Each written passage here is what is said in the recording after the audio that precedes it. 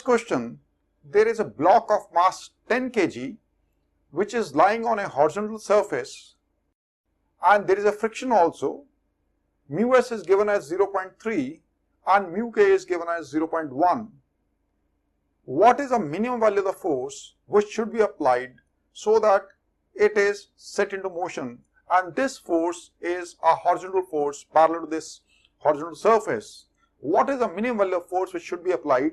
And once it is in motion, then will there be any acceleration? So this is the question. Over here, if you see, that is, one is mu s is written, the other is mu k is written. Mu s is known as coefficient of static friction and mu k is called coefficient of kinetic or dynamic friction. The value of mu k is always lesser than the value of coefficient of static friction. When this block is over this surface and this is stationary with respect to it, then we shall be using the value of mu s, that is static friction. There is a friction is static friction when one surface is not sliding over the other surface. But once one surface starts sliding over the other surface, then we have a kinetic friction, and the value of kinetic friction is lesser than the value of static friction. Reason being, that is, if these are the irregularities of this block and these are the irregularities of the lower surface, so initially when it has to be set into motion, these irregularities, they are properly meshed. But once it starts moving, it doesn't get much time to properly mesh into the irregularities or get it locked like this. So as a result, once it is set into motion, it is easy to maintain that motion. So the friction force, once the one surface starts sliding over the surface, is lesser than the limiting value of friction force when the two surfaces or two bodies, they were stationary with respect to each other. If you look at the relationship between what is the force applied and the value of friction force, it goes like this. Initially, when we apply a force on a block, and we have just started applying the force, as we increase the force, applied force, the friction force also increases. That is, from here to here, it is a case of self-adjustment. When it reaches A, it means it has reached its maximum value. So over here, we say that this is the maximum value of frictional force, that is, it is limiting value of static friction, static friction. So till A, it is increasing, and from here to here, it is the maximum value of friction force, that is what we call as limiting value of friction force. Once the motion starts, then the friction force drops because there is not proper interlocking as it had been earlier when the two surfaces, they were at rest with respect to each other. So now it dips, and then the friction force becomes a constant force. So over here, if we see, Earth is applying a force of 100 Newton. We have taken once again G as 10 meter per second square for ease of calculations. This applies a force N downward, pushes the surface downwards, that is normal reaction. This surface pushes back to average reaction, there is equal and opposite reaction. So the forces along the y-axis which are associated with this block, one is normal reaction upwards, the other is 100 Newton downwards. And this block, if we take this as x and y axis, along the y axis it is not moving, so it means the normal reaction is equal to 100 Newton.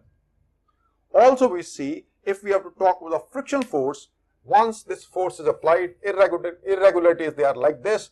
We are trying to move the upper surface, so when this body tends to move over this body, then this applies a force onto this surface in this direction, and this replies back to average reaction. There is equal and opposite reaction on two different bodies, and this force which arises purely because of interlocking of irregularities is friction force. Maximum value or limiting value of friction force, we know it is mu into n. Mu over here, that is initial, now this is at stationary, so the limiting value of friction force over here we shall be using mu static into n. mu static is 0.3 into 100 Newton, that is 30 Newton. So this is the limiting value of static friction. It means we will have to apply at least 30 Newton so that it starts moving. Once this block starts its motion, it commences motion, then this value of this friction force, limiting value, that will change. It will become a kinetic friction and this will drop. And now once it starts moving, once this block is moving over here, now this value, the friction force kinetic value, will be mu k into normal reaction. So now this value, the value of friction force is going to mu is 0.1 into n is, n was 100 Newton. So this becomes 10 Newton. So we observe, that is, to put this block into motion, we have to overcome the limiting value of friction force, that is 30 Newton, that is 30 Newton. Once we apply 30 Newton and the motion commences, then to maintain the motion, we require only to overcome this force, which is a 10 Newton force. So if we apply a 10 Newton force, the net force is equal to 0. Net force is equal to 0, it doesn't mean that is the block has come to a stop. When the net force is equal to 0, it means the acceleration is equal to 0.